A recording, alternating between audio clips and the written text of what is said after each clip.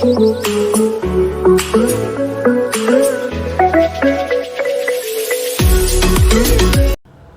Welcome back to chemistry classes students. ये video है आपको 90% पहुंचाने के लिए। एंड तक देखें कि 4 मंथ में 90% कैसे पहुंचे, क्योंकि 1 महीने में इम्पॉसिबल है। वो आई कैचिंग वीडियोस लास्ट में आएंगी और आप देखेंगे कि 1 दिन में पढ़ के 90%, 30 दिन में पढ़ के, 10 दिन में पढ़ के, तो पॉसिबल नहीं है। तो मैं आपको एक टाइम टेबल बता रहा हूं जिससे 4 मंथ में पढ़ के हम 90% ला सकते हैं। तो देखिए, जो सबसे मेन और इम्पॉर्टेंट चीज है 90% अचीव करने के लिए, दैट इज योर नोट्स। जी, आपने सही सुना, नोट्स, नॉट बुक्स। देखिए, तो आपके पास एक नोट्स होना चाहिए हर एक चैप्टर का, और वो नोट्स आप इकट्ठा नहीं करिए। देखिए, कई बच्चे क्या करते हैं, एग्जाम के वक्त पैनिक होते हैं, बुक पढ़ने लगते हैं, या कई सारे सोर्सेज से नोट्स पढ़ते हैं। जहाँ तक मेरा मानना है, आप किसी न किसी टीचर से या ट्यूटर से पढ़ते ज़रूर होंगे। अगर नहीं तो आप किसी यूट्यूब चैनल से ज़रूर पढ़ते होंगे जो ये पढ़ाता होगा। तो अगर आजकल फिज़िक्स वाला भी है, फिज़िक्स वाला से आप हो सकता है पढ़ रहा हूँ, तो अगर जहाँ से भी आप पढ़ रहे हैं, मेक श्योर कि आपके पास एक नोट्स है चैप्टर वाइज, और वही नोट्स आपको एग्ज़ाम में काम देगा। आप बुक ना खोलें। दूसरी चीज़, जनवरी मैंने इसलिए काउंट किया क्योंकि जनवरी आते आते जनवरी के एंड तक आपके पास कोई भी न्यू टॉपिक नहीं होना चाहिए। तो सबसे इंपॉर्टेंट चीज़, आपके पास नोट्स होने चाहिए हर एक चैप्टर के, और कोई भी नया टॉपिक जनवरी के बाद आपको नहीं पढ़ना है। तो इस हिसाब से आपकी प्रिपरेशन होनी चाहिए कि जनवरी के बाद आपको पढ़ना ना पड़े। तो दूसरी चीज़, पहली चीज़ मैंने बोली कि नोट्स और कोई न्यू टॉपिक आपके पास बचे ना। दूसरी चीज़, कंसिस्टेंसी, जो मैं बार बार बोलता रहता हूँ। हर दिन आपको कम से कम 4 घंटे पढ़ने होंगे। That is other than notes making. आपको नोट्स नहीं बनाने हैं। नोट्स मेकिंग 4 घंटों में नहीं आती है। अपने से नोट्स बनाने की कोशिश ना करें अगर आपने पढ़ नहीं रखा है तो।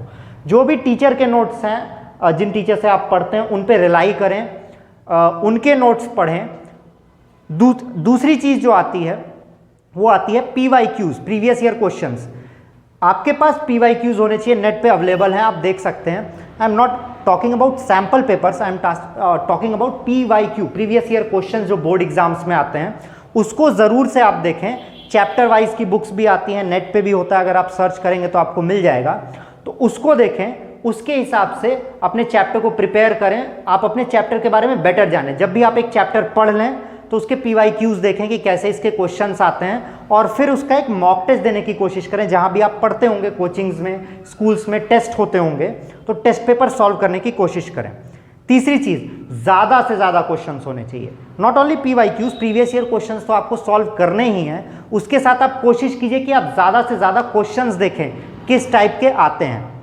तो ये 3 चीज़ें हैं जो आपको 90% ला सकती हैं। अब एक एग्जैक्ट टाइम टेबल की बात करते हैं कि कई बच्चे कहते हैं कि सर टाइम टेबल नहीं है, मैं बैठता हूं तो मुझे दिक्कत होती है। तो एक टाइम टेबल की बात करते हैं कि किस टाइम टेबल से पढ़ना आसान है, क्योंकि सब्जेक्ट्स बहुत ढेर सारे हैं। तो पहले अगर हम 10th की बात करें तो 10th के पास बहुत सब्जेक्ट है। साइंस है, मैथ्स है, सोशल स्टडीज़ है, इंग्लिश है, हिंदी है, कंप्यूटर है, कॉमर्स है। तो पहले बात करते हैं मेन सब्जेक्ट्स की, साइंस एंड मैथ्स। तो देखिए, मैथ्स के लिए आपके लिए बहुत ज़्यादा ज़रूरी है कि आप हर रोज़ मैथ्स के क्वेश्चंस लगाएं।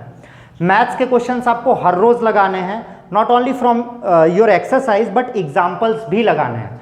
तो मैथ्स एटलीस्ट जनवरी तक आपके पास एक बुक आपकी जो भी बुक चलती है, एक्स्ट्रा बुक लगाने की कोशिश प्लीज़ मत करिए। जो आपके स्कूल्स में बुक चलती हैं उन्हीं को लगाइए।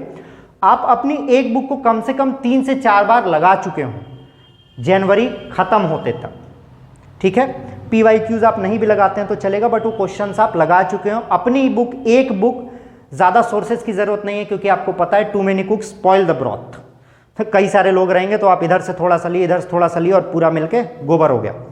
तो दूसरी चीज़, कोशिश, मैथ्स की बात हो गई। साइंस की अगर हम बात करते हैं तो साइंस को कैटेगोरिकली डिवाइड किया जाता है, physics, chemistry and bio. Bio is solely diagrams. जितने ज़्यादा डायग्राम आप प्रैक्टिस करेंगे, डायग्राम के बेसिस से पढ़ेंगे और फ्लो चार्ट से पढ़ेंगे, वो आपको बहुत ही ईजियर पड़ेगा। तो कोशिश कीजिए कि आपके पास चैप्टर में डायग्राम्स हो और फ्लो चार्ट्स में डिवाइडेड हो।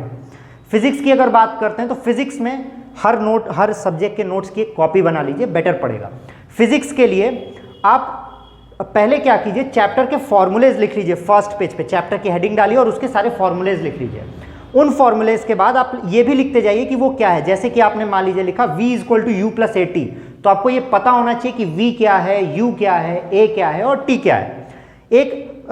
और फिर उसके बाद हेडिंग्स डालिए थ्योरीज की, कि जैसे मान लीजिए आपने लॉज ऑफ मोशन पढ़ा, तो फर्स्ट लॉ हेडिंग डालिए और उसका लिख लीजिए थ्योरी क्या है, और फिर उसके बाद आप प्रीवियस ईयर क्वेश्चंस देख लीजिए। केमिस्ट्री की बात करते हैं तो देखिए chemistry is the most diverse, और बच्चे केमिस्ट्री से सबसे अधिक डरते हैं। अगर केमिस्ट्री की बात करें हम, तो केमिस्ट्री को आप डिवाइड करते हैं फिजिकल, इनऑर्गेनिक और ऑर्गेनिक में। तो फिजिकल में भी आप फिजिक्स की तरह कर सकते हैं, आप फॉर्मूलाज लिख लीजिए और फॉर्मूले से आपका फिजिकल हो जाएगा। ऑर्गेनिक की अगर हम बात करते हैं तो ऑर्गेनिक तैयार करने का सबसे बेटर तरीका प्रीवियस ईयर क्वेश्चंस ही हैं। एक बार ऑर्गेनिक में 12th में अगर बात करें तो आप नेम रिएक्शन से याद कर लीजिए, पर अगर पहले एक बार आप ऑर्गेनिक पूरी अच्छे से पढ़ लीजिए, एटलीस्ट 1 से 2 बार तो ऑर्गेनिक अच्छे से पढ़ लीजिए। उसके बाद जो प्रीवियस ईयर क्वेश्चंस है बोर्ड एग्जाम्स के, उनको सॉल्व कीजिए, उनको देखिए, क्योंकि ऑर्गेनिक पढ़ने का उससे बेस्ट तरीका कोई नहीं है कि प्रीवियस ईयर कौन से क्वेश्चंस आए हैं और कैसे आए हैं, उनको सॉल्व करने की कोशिश कीजिए, मॉक टेस्ट कीजिए, क्योंकि ऑर्गेनिक बहुत ज़्यादा पार्ट लेता है। तीसरी बात, इनऑर्गेनिक की बात करते हैं। तो इनऑर्गेनिक के लिए आपको चार्ट्स बनाने पड़ेंगे, इनऑर्गेनिक आपको याद करनी होगी, क्योंकि इनऑर्गेनिक मोस्टली रटने वाला टॉपिक होता है। तो इनऑर्गेनिक को आपको थॉरो नोट्स चाहिए होंगी, और इनऑर्गेनिक बहुत थॉरोली पढ़ने की भी ज़रूरत भी नहीं है, आप एग्ज़ाम के वक्त भी उसको पढ़ सकते हैं। तो दिस इज़ अबाउट केमिस्ट्री। अब बात करते हैं social studies, English and Hindi की। देखिए सोशल स्टडीज़ की मैं बात करूँ 10th की, हिस्ट्री सिविक्स जियोग्राफी की, तो उसके आप क्वेश्चन आंसर्स आपके चैप्टर के एंड में जो क्वेश्चन आंसर्स होते हैं उनको प्रिपेयर कर लीजिए। That will be more than enough. अगर आप उसके क्वेश्चन आंसर भी प्रिपेयर कर लेते हैं तो that will be more than enough. रोज़ मैथ्स के अलावा आप साइंस और सोशल स्टडीज़ को डिवाइड कर सकते हैं। साइंस आप हफ्ते में 5 दिन पढ़िए, और सोशल स्टडीज़ हफ्ते में आप 2 दिन पढ़ सकते हैं, या 4 दिन और 2 दिन कर लीजिए। संडे को रिवीजन टाइम बना लीजिए, जो आपने हफ्ते भर में पढ़ा है उसको संडे को रिवाइज कर लीजिए। सोशल स्टडीज़ आप हफ्ते में 2 दिन पढ़ सकते हैं, साइंस 4 दिन, क्योंकि साइंस थोड़ा सा बड़ा है। सोशल स्टडीज़ के लिए आपको सिर्फ और सिर्फ क्वेश्चन आंसर याद करने की ज़रूरत है। क्वेश्चन आंसर आप याद कर लेंगे, that will be more than enough. अगर आप इंटरेस्टेड हैं, आपको मज़ा आता है, तो आप बुक रीडिंग भी कर सकते हैं, but question answer will be more than enough. अब बात करते हैं इंग्लिश हिंदी की। इंग्लिश हिंदी के लिए आप क्या कर सकते हैं, रात में जब आप सोने जाते हैं किसी भी टाइम, तो बुक ले लीजिए, और मोस्टली इंग्लिश हिंदी कहानियाँ होती हैं, ग्रामर आपका बुक रीडिंग से ऑलमोस्ट सुधर जाएगा। जब आप रात में सोने जाते हैं तो बुक खोलिए और बुक की रीडिंग करते रहिए, जितनी आपकी रीडिंग हो रही है सो जाइए। ये आप रेगुलर लेवल पे करेंगे, रेगुलरली करेंगे तो इंग्लिश आपका खत्म हो जाएगा। अब बात करते हैं 12th की। 12th देखिए, अगर आप मैथ्स से हैं तो आपको मैथ्स रोज़ करना ही होगा, एटलीस्ट 1 आवर, एटलीस्ट 1 आवर। वैसे उससे कुछ होने नहीं वाला है, 2 घंटे तो मिनिमम आपको चाहिए, अगर आप बहुत ब्राइट नहीं हैं तो। मैथ्स के बाद हम बात करते हैं, मैथ्स आपको रेगुलर करना है, और अगर बायो वाले बच्चे हैं तो बायो वाले डिवाइड करें। बायो वालों को फ्लो चार्ट और डायग्राम की बहुत ही ज़्यादा ज़रूरत है, तो ये करते जाएं। उसके बाद आती है फिजिक्स और केमिस्ट्री की बात। तो जैसा मैंने 10th वालों को फिजिक्स और केमिस्ट्री के लिए बताया, सेम आप भी इस्तेमाल कर सकते हैं। तो मैथ्स आपको रोज़ करना होगा, आप किसी भी टाइम कर सकते हैं। अगर आप रात में जग सकते हैं तो रात में जग के करिए, मैथ्स करने में बहुत ही मज़ा आता है। फिजिक्स केमिस्ट्री आप या तो अल्टरनेट डे पे कर सकते हैं, या आप चैप्टर वाइज कर सकते हैं कि एक चैप्टर फिजिक्स का खत्म होगा तब मैं इंग्लिश करूंगा, या रोज़ 1-1 घंटे दे सकते हैं। मिनिमम 4 घंटे तो आपको पढ़ना ही पड़ेगा।